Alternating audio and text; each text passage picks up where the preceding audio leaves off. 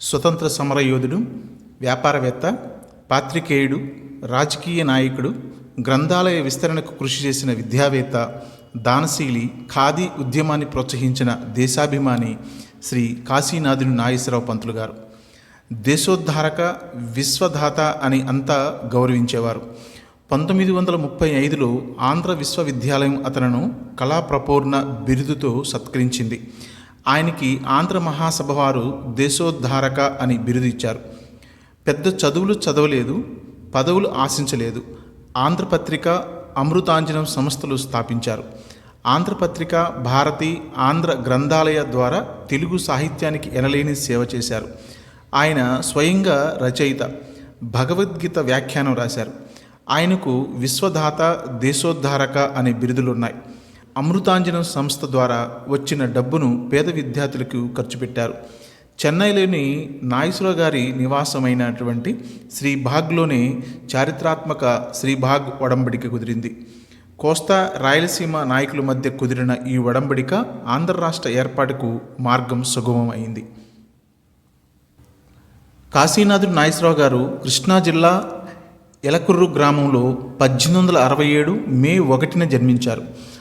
మద్రాసు విశ్వవిద్యాలయం నుండి డిగ్రీ పొందాక వ్యాపారం చేయాలన్న కోరికతో బొంబాయి, కలకత్తా నగరాల్లో ఎన్నో ప్రయత్నాలు చేసి చివరికి బొంబాయిలో విలియం అండ్ కంపెనీ అనే విదేశీ సంస్థల్లో కొంతకాలం ఉద్యోగిగా పనిచేశారు.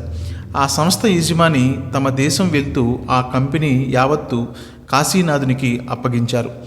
దాంతో బొంబాయిలో 1893లో అమృతాంజనం కంపెనీని నాగేశ్వరరావు గారు ప్రారంభించారు.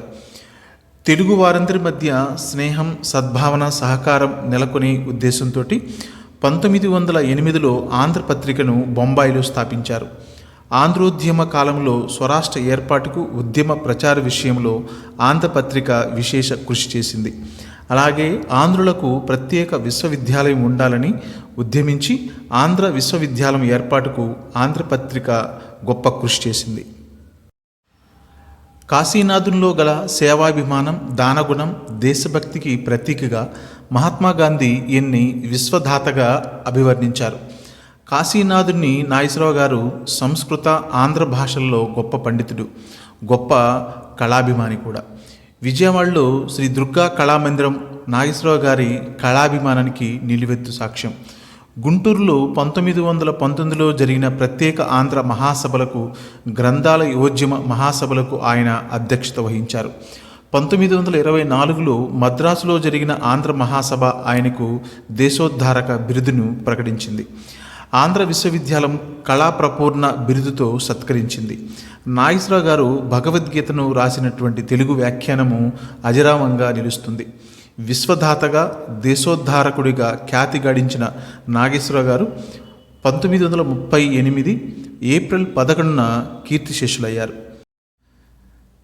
తెలుగు ప్రజల హృదయాల్లో చిరస్థాయిగా నిలిచిన కాశీనాథుని నాగేశ్వరరావు గారికి తెలుగు భాషాభివందనాలు తెలుపుతూ స్వస్తి.